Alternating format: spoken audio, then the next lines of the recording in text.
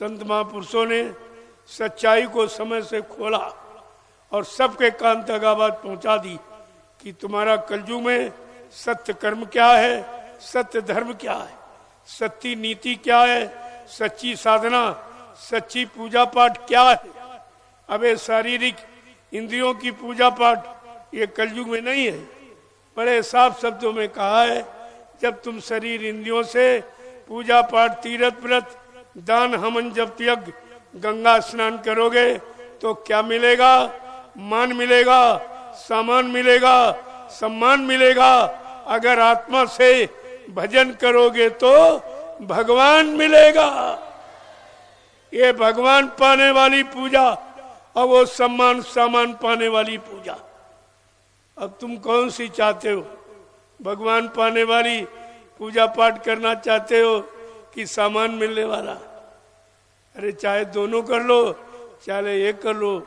संत महात्मा किसी की आलोचना नहीं करते, बल्कि दोनों रास्तों की जानकारी देते कि शरीर इंद्रियों से पूजा पाठ करोगे उसका लाभ शरीर इंद्रियों को मिलेगा, और आत्मा से करोगे तो आत्मा को लाभ मिलेगा।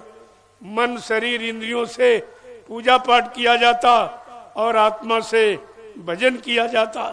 भजन प्रभु के पास जाने की युक्ति है, प्रभु को, परमात्मा को पाने की युक्ति है, और शरीर इंद्रियों से पूजा पाठ करना ये सामान पाने की युक्ति है। राजपाट, धन दौलत, मान सम्मान आपको मिल जाएगा, पति पत्नी बाल बच्चे मिल जाएंगे, लेकिन भगवान नहीं मिलेगा। भगवान पाने की ये पूजा नहीं है, भगवान पाने की ये साधना नहीं है। तो कम से कम तुम्हें जानकारी करनी चाहिए। बहुर काल करिए सत्संगा, तबे होए संशय सब भंगा।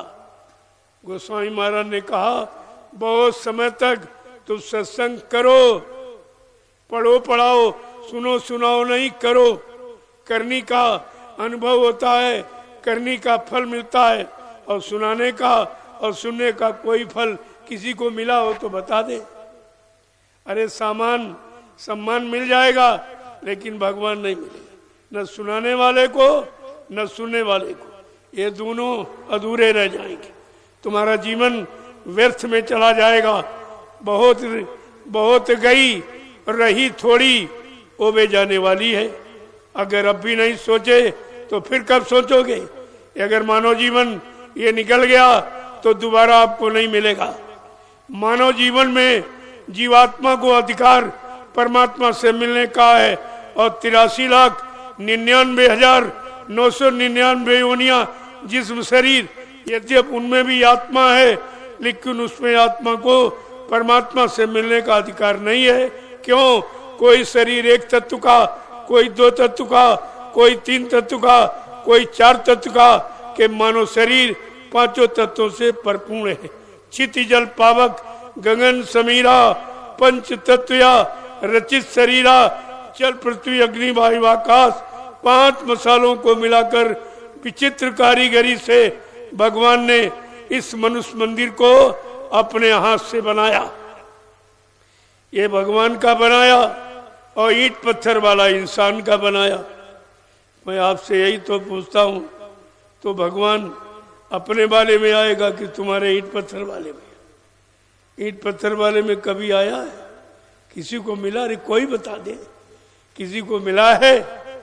उन्होंने कहा, जब धर्मशास्त्र भी कहते आप उनको भी ठुकरा दे तो उनके भी बात हम नहीं मानो। अगर मान लेते तो अब तक तुम्हारा काम हो गया होता। धर्मशास्त्र भी कहते आप उसको क्यों छिपाते हो? क्यों उससे लोगों को गुमराह करते हो? इससे आप गुमराह क्यों करते हो? आपको स्पष्ट करना चाहिए। ना हम बसामी वैकुंठे योगिना हृदय नचा मम भक्त्वा यत्र गांति तत्र तिष्ठामि नारदा। भगवान ने कहा, हे नारद, जहां तुम हमको खोज रहे हो या लोगों को खोजने की युक्ति बता रहे हो, वहां मैं कभी नहीं आया, न कभी आया, न कभी आऊंगा। मैं तो आत्मा रूप से तुम्हारे सब के अंदर इसी मनुष्य रूपी मंदिर में बैठा हूं। मनुष्य रूपी मंदिर में बैठा हूं आत्मा रूप में, लेकिन ईंट पत्थर वाले मंदिर मकान में मैं कभी नहीं आया, न कभी आएगा। वो मेरा स्थान नहीं है। तुमने ये धर्मशास्त्रों को कहा माना? ये धर्मशास्त्री तो कह रहा कि ना हम बसामी वैकुंठे योगिना हृदय नच्छा मम भक्त्वा यत्र गायन्ति तत्र तिष्ठामि नारदा। ये सब आपको जानकारी दी जा रही, लेकिन स्वार्थ, लोभ और लालच में आप फंस करके ये मानव जन्म को क्यों बिगाड़ रहे हो? फिर आपको मिलेगा नहीं, ये बार बार नहीं मिलता है। गोस्वामी जी महाराज ने कितनी महिमा इस मनुष्य मंदिर की बताई है, लेकिन तुम्हारे अंदर मनुष्य मंदिर की कोई महिमा नहीं और ईंट पत्थर बल के मंदिर की महिमा बताते हो, जो जड़ है और ये चेतन है। परमात्मा चेतन है कि जड़ है? मैं आप ही से पूछ रहा हूं, परमात्मा जड़ है कि चेतन? परमात्मा का जगाया नाम जड़ है कि चेतन? परमात्मा का लोक जड़ है कि चेतन? परमात्मा स्वतः जड़ है कि चेतन? जब तुमको जड़ चेतन की परिभाषा नहीं मालूम तो फिर तुम जानते ही क्या हो? क्या आप जानते हो? गोस्वामी महाराज ने एक एक शब्द को उत्तरकांड में लिख करके सबके प्रश्नों को उत्तर दे दिया, सबकी समस्याओं का समाधान कर दिया, लेकिन तुम उत्तरकांड कभी पढ़ते ही नहीं। अगर उसको पढ़ लो सारी शंकाओं का समाधान हो जाएगा। उन्होंने सब कुछ लिख दिया, कुछ बाकी नहीं रखा और कहा इसका पठन पाठन अवलोकन करो, तब तुमको निरख परख पहचान करने की शक्ति आएगी। जब निरख परख पहचान कर लोगे और सत्य को पकड़ लोगे, सत्य के संग के द्वारा जब सत्य का संग करोगे, इसी को सत्संग कहते। सत्संग कोई गाना बजाना नहीं, सत्संग कोई मनोरंजन नहीं, सत्संग कोई कथा वार्ता नहीं। सत्य का संग जिस दिन हो जाएगा, ये झूठ छूट जाएगा, छल कपट छूट जाएगा, पाखंड छूट जाएगा, ये बनावट, ये मतलब यानी सारा झूठ ये समाप्त हो जाएगा और सत्य आपके पास आ जाएगा। जैसे सत्य आ जाएगा, सारा भूल भ्रम आपका समाप्त हो जाएगा। तब ये मानव जीवन के बनने की शुरुआत होगी। संत महापुरुषों ने कहा, गिरी बजरिया पाप की परस रहे अंगार, और संत न आते जगत में तो जर मरता संसार। अगर कलयुग में संत महापुरुष न आए होते तो जीवात्मा को कभी काल माया के देश से निकलने का छुटकारा ही नहीं मिलता। ये सब इसी नरकों में पड़ी रहती।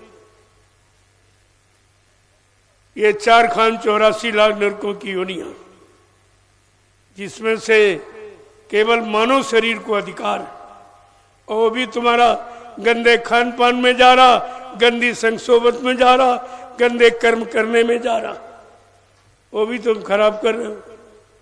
तो आपको लाभ कैसे मिलेगा? ये तुमको खराब करने के लिए मिला।